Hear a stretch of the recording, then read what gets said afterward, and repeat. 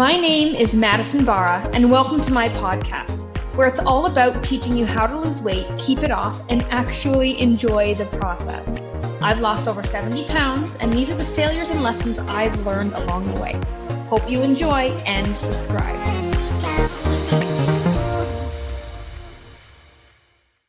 Hey everybody, so today I'm going to go over these 4 different types of hunger so that you can figure out which one do you mostly feed and are you feeding it productively so that we can be in control of things like snacking and cravings and automatic portion control and overeating and all that stuff. So this is very, very important because the different types of hunger is exactly why we are going for food.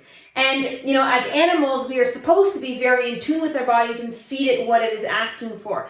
But the problem is because our food is poor in nutrients, because it's not the highest quality, because we often choose, convenient foods over whole foods, our signals in our body are really messed up. And because of that, we are out of touch with our natural hunger cues, and therefore we can't instinctually eat to lose weight. We don't know how to do it anymore because it should be easy to lose weight and it should be easy to choose what to eat, and we should know how much of what to eat instinctually, but over the years, because of bad habits, because we've been taught wrong, and because of our poor diets, those signals have been crossed. So let's dive into it and see if we can fix that today. Cool? So first type of hunger we're going to go over is physical hunger, okay? So this is literally the hunger that you feel when your body is asking you for food. So this would be, when your stomach is growling, like my nice writing there. When your stomach is growling, maybe you get cramping, maybe you're even lightheaded sometimes, right? Lightheaded sometimes. This is basically, your stomach is empty and your body is telling you your stomach is empty. So here's the problem if we're listening to physical hunger a lot of the time. So let's say, you wake up every morning and you eat at 8 a.m. Every morning that you wake up, you've now trained your body to be hungry for 8 a.m. So yes, you're hungry, and yes, it makes sense to say, okay, I'm going to listen to my natural hunger cue, but that is not a natural hunger cue. That is something that we've now trained. Same thing if you're a snacker and you always eat chips at 10 o'clock at night. You're always going to be hungry at 10 o'clock at night because you've trained yourself. So if you are somebody who listens to your physical hunger a lot, unfortunately, it's usually not our natural physical hunger. We're not usually hungry. Our stomach is just kind of cued to tell us at that time to fill it, okay?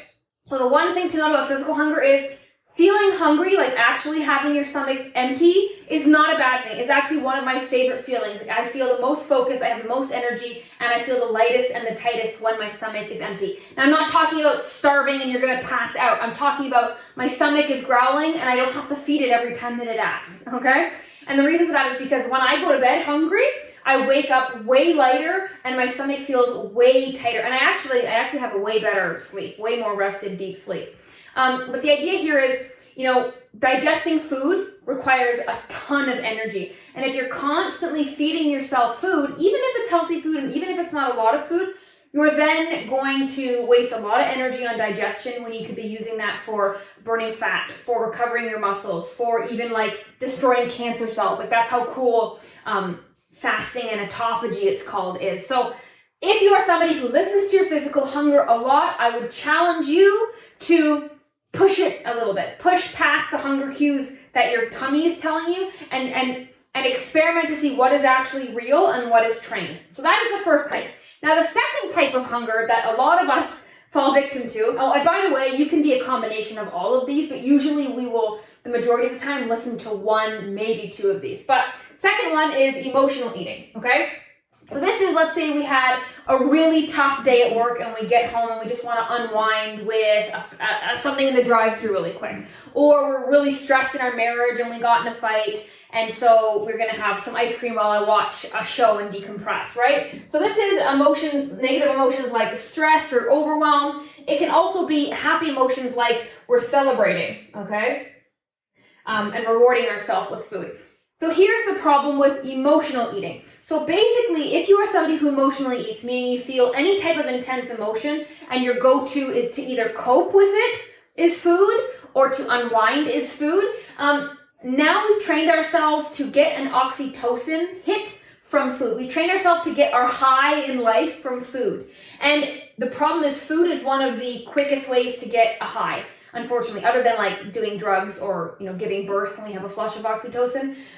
So basically now, unfortunately, what you've done is you've pushed your threshold for pleasure up here. So it's going to require a lot more to feel excited, to feel anything intensely, right? Which is a problem because, that's what life is about, having these nice ebbs and flows of emotion. Like we want to feel our life, right?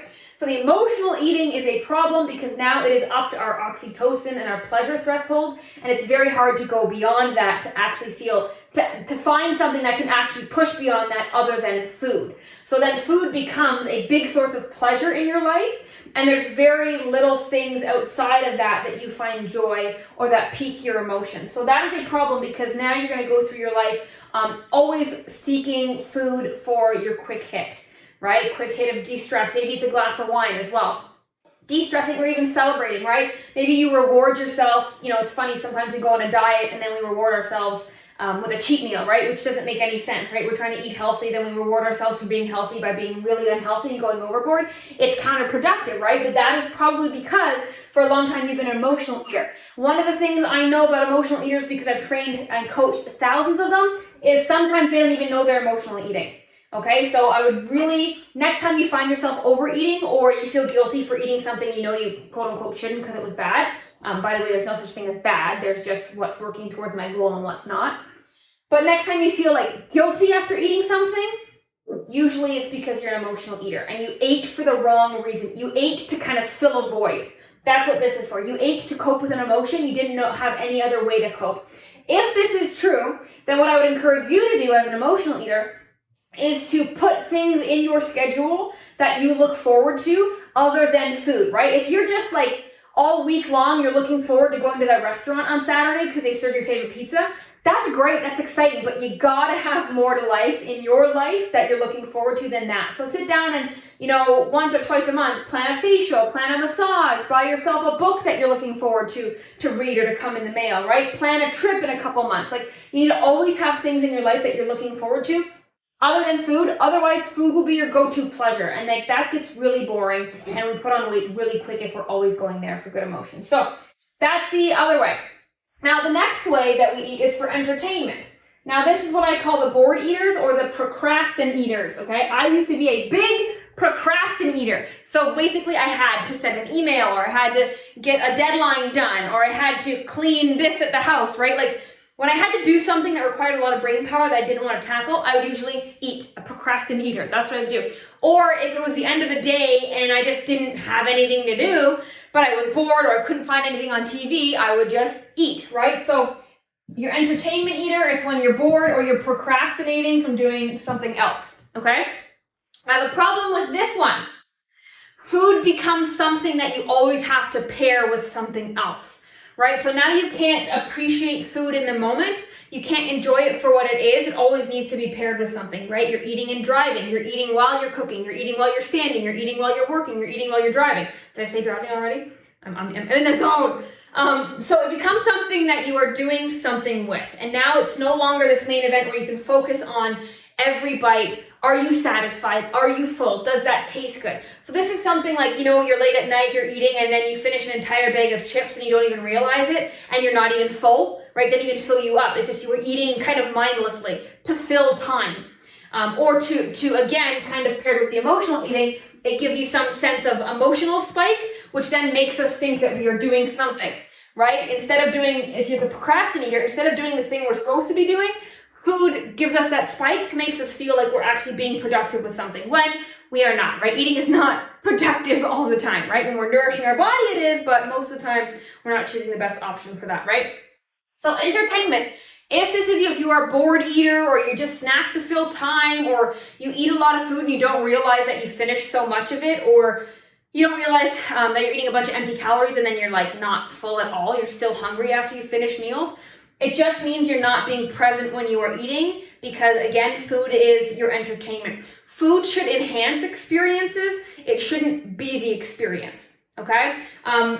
So like something where you are going, you haven't seen your friend for like 5 years and you guys are going out to dinner. The dinner enhances the wonderful experience, right? The glass of wine gets you a little loose and giggly with your girlfriend, right? But it's not that we're looking forward to that glass of wine, we're looking forward to the whole experience as a whole, and we're not obsessing over that thing. Okay, so this is something that we fall victim to a lot of the time. This is probably the second. Emotional eating would be the first one I see a lot of, and then entertainment will be the second one I see a lot of. And it's not, it's not something you can't get unstuck from. You just have to realize that, what else can I do with my time other than this? One of the best tips that I do for this when I find myself trying to be a procrastinator is I have a to-do list, a big to-do list, right? Like everything that I've had to get done for like years and I've never done it. There's like 100 things on my list, from small things like clean the baseboard clean the left wall baseboard in the basement, right? Like super specific stuff to, get a new toilet, to buy a new wardrobe, like whatever, tons of to-do list. And then when I find myself going to eat because I'm procrastinating or I'm bored and don't have anything else to do, I look at my to-do list, and because there's so much on this to-do list, I always find at least one thing that I can make myself do first that takes like no effort and no time. And then I decide if I want to eat after that. And you can, if you find that you are, physically hungry, and not emotional eating, and that you're not trying to entertain yourself, then you can choose to go eat. But if you realize, oh no, I was just trying to fill the time, then problem solved. So get a nice big to-do list if you find that you are kind of an entertainment eater. Now the last one is an excess eater. So this is, we all fall victim to this, usually when we are at events or vacations or weddings or family gatherings or holidays, okay? So the excess eaters are when we are in groups, okay? When we see food, like we just see food everywhere, or when we have like peer pressure, okay? So there's like peer pressure. So basically we eat in excess. We are all susceptible to this one. When somebody's like, oh, have one bite.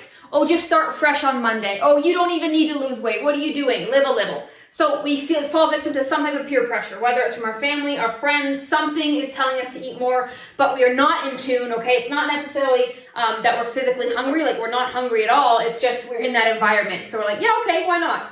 So peer pressure, watch out for that, okay? Just quick note on that. At the end of the day, at the end of your life, you're gonna die, right? And you're going through death's door alone. Like nobody's going with you. So you have to be fully prepared and content with the life that you live, which means not living for other people, not listening to other people. And that starts with your health. If you can't stick up for your own health, you don't have a chance of doing anything else. You will never reach your full potential until you learn to stick up for your health, because only you will understand. Nobody will understand except the ladies in my community. We don't understand, like the world doesn't understand why you would choose the side salad with your burger instead of the French fries, right? Like enjoy the burger, just have some veggies on the side. You know what I mean? Like people are going to criticize you because they're average and they're going to die regretful and unsatisfied. Don't let that be you. I know that's a little morbid, but it's just like true, right? Like think 20, 30, 40, 50 years, whenever it's our time to pass, how do you want to feel about the way that you lived? And being peer pressured is not one of them. Okay, but that's one of the biggest reasons that I see people overeating when they've been really good and strict and lost a lot of weight. They still have this pressure and this judgment in the back of their minds that they are kind of unsure of how to set those boundaries. So if you're an excess eater and you deal with like peer pressure a lot, or people pushing you, or you can't say no in social situations, that means that this is kind of something you fall victim to a lot. If you see food and you eat it, okay, so here's the problem, right? We restrict ourselves with so many diets for so long, right? We're like, okay, Monday, I'm gonna eat chicken and broccoli, and I'm gonna go run for 2 hours every day, and I'm gonna drop 10 pounds that week, and then in 1 month from now, I'm gonna be at my goal, and then I'll have some cake, right? And it's like we do these really strict things, but then we've trained our minds and our bodies to be like, every time we start something, oh my God, I'm never gonna get this stuff I love again. This has to be torture, I have to restrict myself. So then when you do see food, you go crazy. You're like a caveman, you're like an animal, you can't stop, right? That's something that I really struggled with. I couldn't just eat one Oreo and have an entire row of Oreos, right? So if you were somebody who sees food and eats it, you're an excess eater. But this is also pretty easy to curb. This is kind of a mindset thing that helps this. So basically take out all restrictions in your mind. You're allowed to eat whatever you want, whenever you want. Like seriously, and you'll still lose weight, trust me. However, you have to stop eating when you're full. So you gotta pay attention, you gotta slow down, you gotta watch one bite, right? We're not choosing to eat for entertainment, because then we're not paying attention to how the food's making us feel, we're not intentionally eating. But if we want to get over eating all the food in sight, we have to say no restrictions. I can eat whatever I want. I can eat as much as I want, whenever I want. So now there's no restriction in your mind. And then you can choose if you want the food or not. Okay, before we weren't even deciding if we want it, we just had to have it because it was there. And then you can decide and start with one bite of everything. What did I like? I didn't like that. I didn't like that. I'm not going to waste my calories, waste my food on that. I'm going to stick to only eating the things that I love. And if there's nothing that I love here, I will not eat it. Okay, take that in.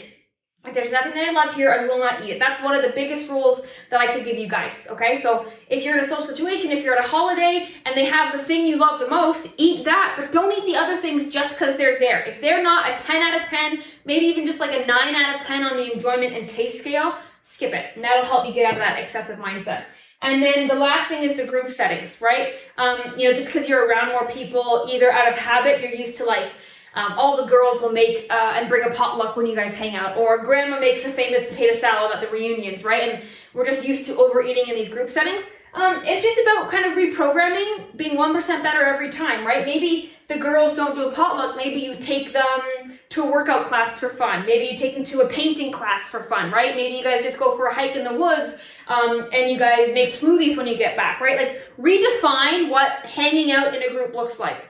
And then also, if you're in group such situations where you're going places, be the awesome friend that brings the food, right? Bring a fruit tray, bring a veggie tray, bring some chicken kebabs on a skewer with vegetables, right? Like be the person that always shows up with food for everybody, but low-key, you're just making sure that you're bringing the healthy food that's there for you. And then as a byproduct, you're like the nice person that brought everybody food, right? So those are the 4 types of hunger, okay? Physical, emotional, entertainment, and then excess. We all fall into these. Every single one of us eats in one of these, okay? However, we'll lean towards one as the majority of why we're choosing to eat. So I would love to know, which one do you fall into the most, and how has it been sabotaging your results? And now that you've watched this video, okay, how are you going to fix it going forward? What are some tips and tricks or things that you can do to be aware of why you are choosing to eat and rewire it so that this time food doesn't control you? And like I said at the beginning of this video, we can get closer to being intuitive with our hunger cues and finding what our natural body is asking for instead of being clouded by all the miscommunication that we've had with habits and people and thoughts and experiences and diets and our metabolism and all that stuff and hormones, blah, blah, blah, blah. Crazy stuff, okay? So I hope you guys enjoyed this and I hope you find it useful. If you found this podcast valuable, I hope you can leave a 5-star review. And if you want to learn more about how to lose weight fast and for good, visit Tremera.com. Thank you for listening, and make sure to subscribe so you don't miss another episode.